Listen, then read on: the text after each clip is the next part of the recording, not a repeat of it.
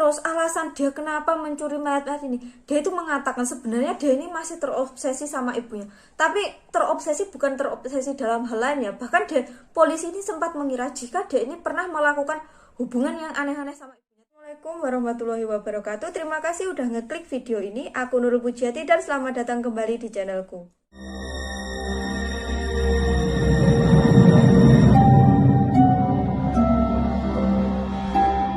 Di video kali ini aku ingin membawakan sebuah kisah tentang salah seorang serial killer terkejam dari Amerika. Dia ini merupakan pembunuh berantai yang berasal dari Amerika, disebut juga perampok makam Plainfield. Dia ini bernama Edward Kane. Nah, kok bisa disebut perampok makam loh? Gimana? Nah, sebelum aku menceritakan kejahatan-kejahatan dari si Edward ini, aku terlebih dahulu akan menceritakan tentang background dari si keluarganya si Kane ini ya.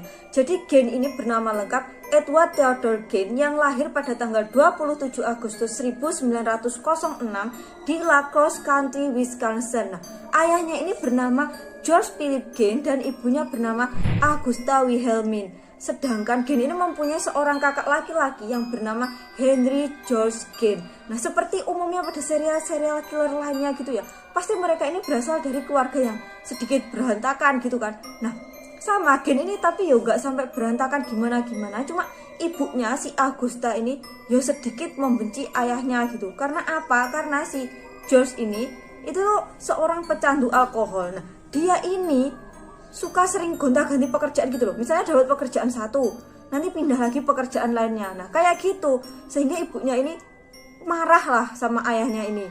Nah, terakhir mereka ini mempunyai sebuah toko kelontong. Namun toko kelontong ini harus ditutup dan mereka memutuskan untuk pindah di lahan kosong di Plainfield. Nah, sebenarnya lahan kosong ini tuh cukup terpencil gitu, tempatnya jauh dari pemukiman. Tapi ini membuat si ibunya Edward sama Henry tadi, si Augusta tadi, merasa beruntung. Kenapa? Karena menurut dia ini tuh akan menjauhkan anak-anaknya dari pengaruh buruk dunia luar gitu, dari pengaruh buruk pergaulan luar. Wah, untung dapat tempat di sini, malah bermanfaat menjauhkan anak-anakku dari jangkauan dunia luar, kerasnya dunia luar, pengaruh buruk dunia luar kayak gitu. Sehingga Edward sama Henry ini hanya diizinkan keluar rumah jika mereka ini pergi bersekolah. Selebihnya mereka ini akan menghabiskan waktunya di lingkungan perumahannya itu, di lingkungan rumahnya itu, yang membantu bertani lah, mengurus ini, melakukan pekerjaan rumah, belajar. Dan ibunya ini, si Augusta ini merupakan seorang yang religius, sehingga setiap sore dia ini akan membacakan Alkitab untuk anak-anaknya. Anak-anaknya itu selalu diceritakan kisah-kisah dari Alkitab ini. Ini yang diceritakan ini merupakan Alkitab dari Perjanjian Lama ya. Yang dia ceritakan itu tentang imoralitas duniawi, lalu juga mengenai bahayanya itu minum minuman keras. Dan ini yang paling aneh, ibunya ini menceritakan kepada anak-anaknya, dia itu mendoktrin pikiran anak-anaknya tentang bahwa kaum Hawa atau wanita itu merupakan titisan iblis. Tapi terkecuali ibunya tadi. Jadi dia itu menganggap, kowe Henry sama si Edward, aja sampai kenal wanita. Wanita ini tuh racun dunia, itu cangcutes. Wanita itu pokoknya titisannya iblis kayak gitu. Jadi sudah mendoktrin anaknya itu bahwa wanita itu tidak baik untuk mereka. Sehingga Henry sama Kane ini tumbuh menjadi seorang anak yang pemalu gitu ya. Terutama si Edward Kane ini, dia tumbuh menjadi seorang anak yang pemalu apabila dia ketahuan membangun pertemanan gitu ya. Sampai di rumah nanti dia ini akan dihukum oleh ibunya tadi, si Augusta tadi. Sehingga dalam kehidupan sosialnya itu Kane ini atau si Edward Kane ini kehidupannya itu nggak bagus lah, kehidupan sosialisasi sama temannya itu nggak bagus. Tapi dalam kehidupan dia di sekolah, dia ini merupakan siswa yang berprestasi.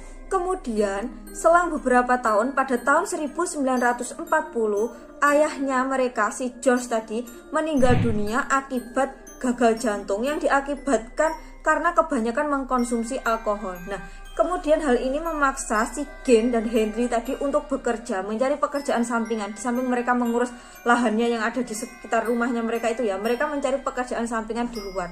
Nah, si Henry ini memutuskan untuk bekerja di kota, sedangkan si Edward ini ya bekerja di sekitar situ. Mereka ini sebenarnya dikenal sebagai seorang yang jujur ya, warganya menganggap mereka ini seorang pekerja keras dan jujur.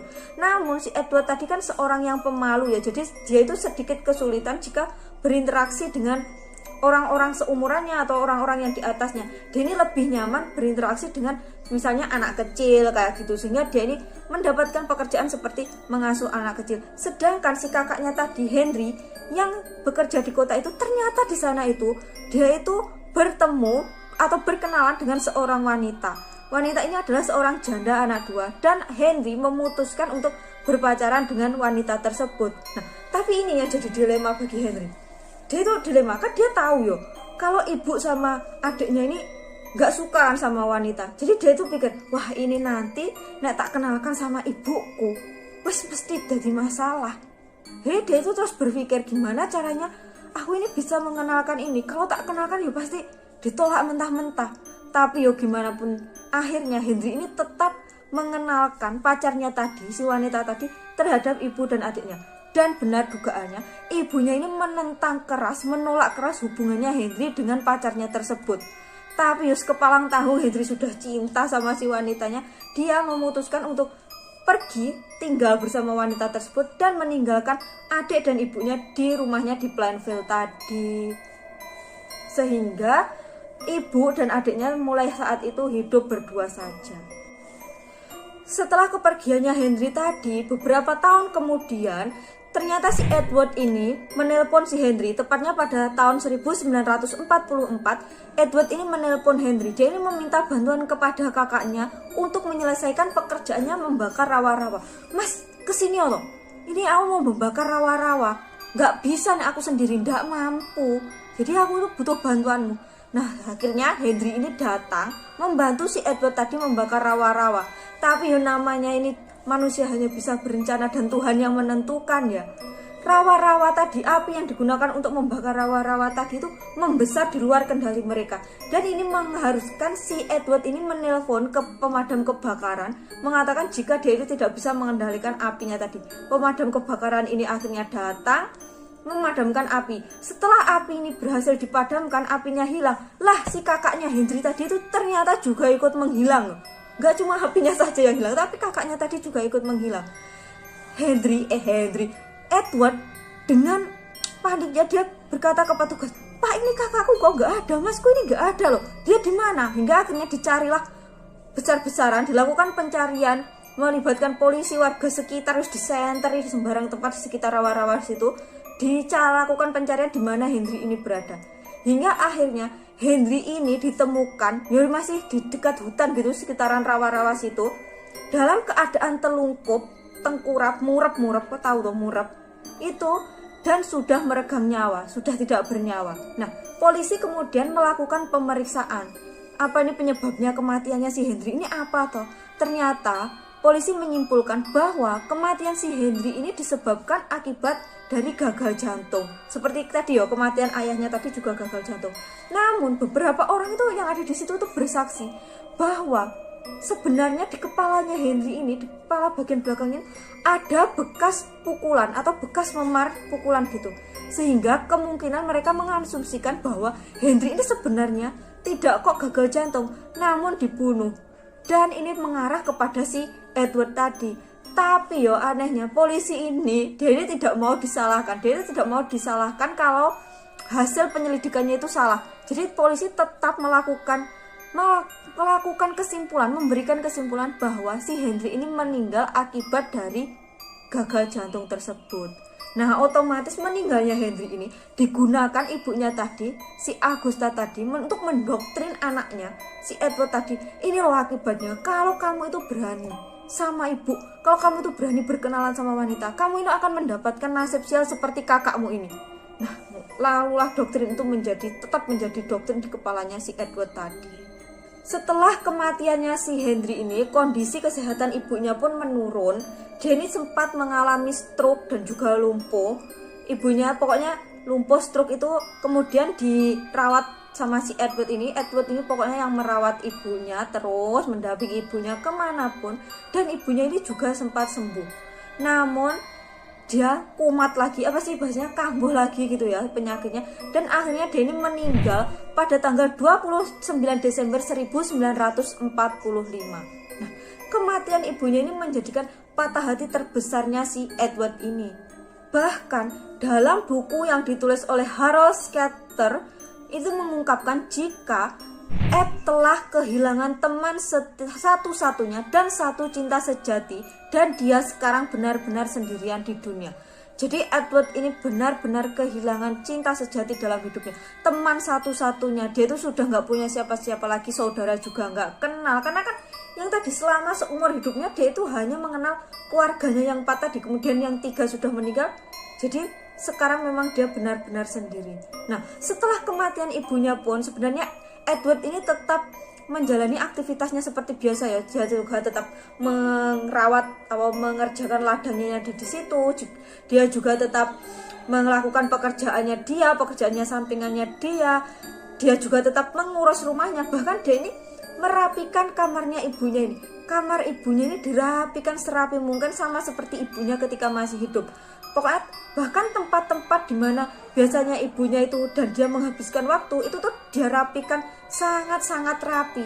Namun tempat-tempat lain seperti dapur, ruang tamu, pokoknya tempat-tempat lain yang nggak ada kenangannya dia sama ibunya itu nggak pernah dia rapikan. Bahkan kamarnya sendiri pun nggak pernah dia rapikan. Jadi nggak berantakan, pokoknya piring-piring menumpuk, sampah-sampah bekas makanan di dapur itu tetap menumpuk. Nah, terus kalau kamarnya gak dirapikan, si Edward ini tidur di mana? Dia ini tidur di sebuah ruangan kecil gitu di dekat dapur. Nah, di situ dia melepas lelah setelah bekerja itu, setelah merapikan kamar ibunya, ya dia pergi lagi ke tempat itu. Nah, mulai saat inilah dia ini gemar membaca novel. Novel yang dia baca juga nggak tanggung-tanggung. Novel yang dia baca ini tentang kanibalisme dan kekejaman Nazi.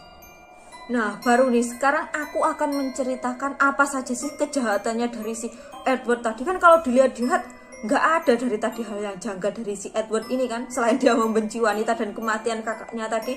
Nah, tapi ini ada nih, pada tanggal 16 November 1957 Bernice Warden yang merupakan seorang pemilik toko perkakas yang ada di sekitar lingkungan situ itu menghilang. Nah, awalnya menghilangnya Bernice ini nggak menimbulkan kecurigaan ya dari warga-warga sekitar, meskipun dari pagi tokonya si Bernice ini tutup, karena pada saat itu warga mengiranya mungkin dia sedang berburu, karena pada saat itu kan di situ di daerah Plainville itu sedang musimnya berburu rusa. Nah, namun pada saat jam 5 sore ketika anaknya si Bernice ini, si Frank ini datang untuk mengunjungi orang tuanya, dia itu menemukan mesin kasir dalam keadaan terbuka dan ada noda darahnya, sedangkan orang tuanya tidak ditemukan. Nah, ini menimbulkanlah kecurigaan di hatinya si Frank. Frank ini kan merupakan seorang deputi sheriff gitu ya, wakil sheriff gitu. Jadi dia ini langsung kan instingnya itu, insting polisinya itu langsung, wah ini pasti ada yang gak beres ini. Sehingga dia ini lalu melakukan penyelidikan. Dia memeriksa mesin kasirnya itu. Di situ ada slip tentang pembelian salah satu barang gitu. Nah, barang yang dibeli ini ternyata sama dengan barang yang akan dibeli Edward. Loh, kok si Frank tahu? Iya, ternyata Frank ini malamnya itu datang ke tempatnya si orang tuanya ini juga. Nah, malamnya itu dia ini ketemu si Edward, dan Edward itu mengatakan jika keesokan paginya dia ini berniat untuk membeli barang tersebut. Nah, berarti di slip pembelian terakhir ini ternyata ini barang yang akan dibeli si Edward, sehingga menimbulkan kecurigaan dia. Dia kemudian menghubungi polisi dan melakukan penyelidikan di rumahnya si Edward itu tadi. Pada malamnya Edward ini ditangkap di sebuah toko kelontong di West Plainville.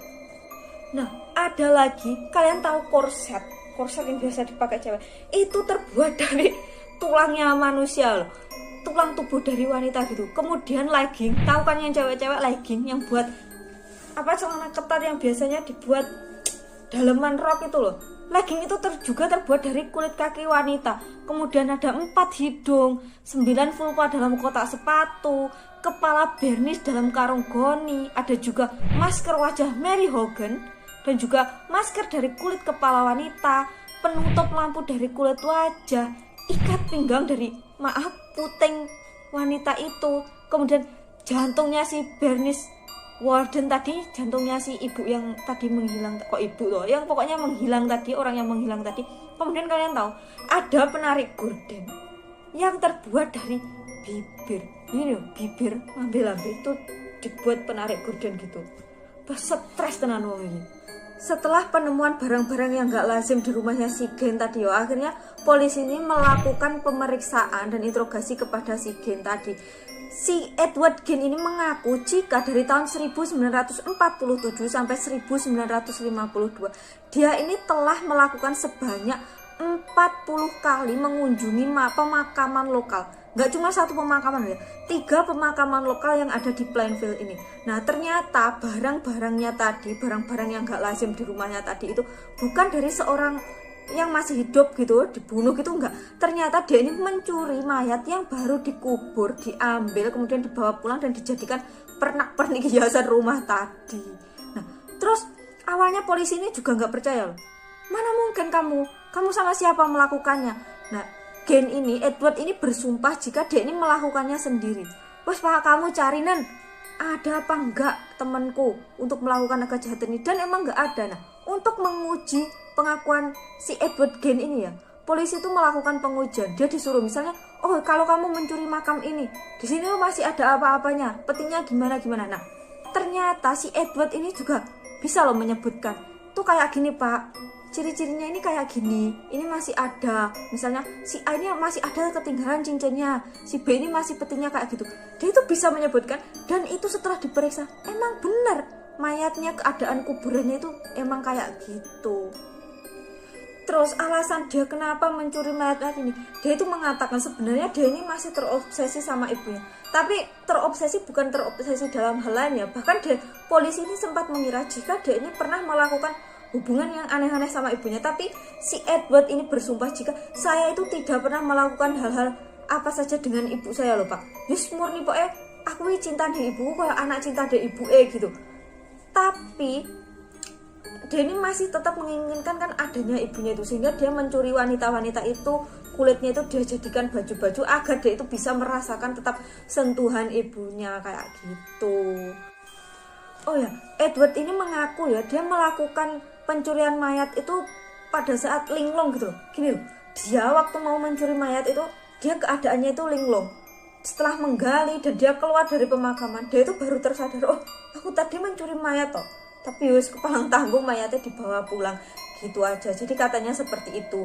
Hingga pada tanggal 21 November 1957 Edward ini didakwa atas kasus pembunuhan tingkat pertama. Tapi yo gimana, Edward ini katanya tidak bisa diadili karena dia ini mengidap gangguan kejiwaan, skizofrenia gitu, sehingga dia ini tidak ditahan dan dimasukkan ke dalam rumah sakit jiwa.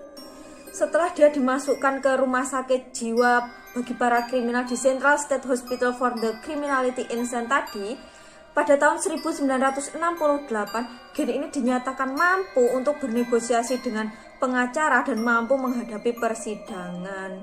Sehingga pada saat itu, Gen ini lalu dihadapkan ke persidangan, dan ini juga mengaku bahwa dia membunuh si Bernice Worden tadi itu tidak sengaja, karena pada saat itu dia itu sebenarnya ingin mencoba senapan, tapi entah gimana pelurunya itu kelepasan dan mengenai si Bernice tadi, sehingga Bernice meninggal dunia. Edward Gen juga mengaku bahwa dia ini telah membunuh Mary Hogan yang dinyatakan hilang sejak tahun 1954. Edward Gen ini menutup usia pada tanggal 26 Juli 1984 di usianya yang ke-77 tahun. Ada kejadian unik dan aneh ya dari meninggalnya Edward Gen ini. Bukan meninggalnya sih sebenarnya. Jadi gini, pada tahun 2000 batu nisannya si Edward ini pernah dicuri orang. Hilang batu nisannya itu. Namun ditemukan kembali di dekat Seattle pada tahun 2001. Nah kemudian batu nisan ini tidak dikembalikan ke makamnya, namun disimpan di Departemen Sheriff Wasilla County hingga kini. Sehingga sekarang makamnya itu nggak ada batu nisannya, tapi orang-orang itu tahu jika ini itu makamnya si Edward Gen karena letak makamnya itu katanya berada di antara makam kedua orang tuanya tadi.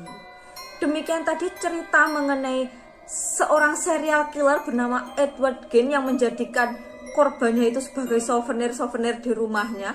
Kalau kalian ada ide-ide lain untuk cerita-cerita selanjutnya, kalian bisa tulis di kolom komentar. Kalau kalian menyukai video ini, jangan lupa klik tombol like-nya dan jangan lupa subscribe agar kedepannya aku bisa membuat konten yang lebih seru lagi, lebih bersemangat lagi. Dan jangan lupa bunyikan loncengnya agar kalian kalau aku sewaktu-waktu ngupload video itu kalian tahu gitu. Nah, terima kasih. Wassalamualaikum warahmatullahi wabarakatuh. Bye bye.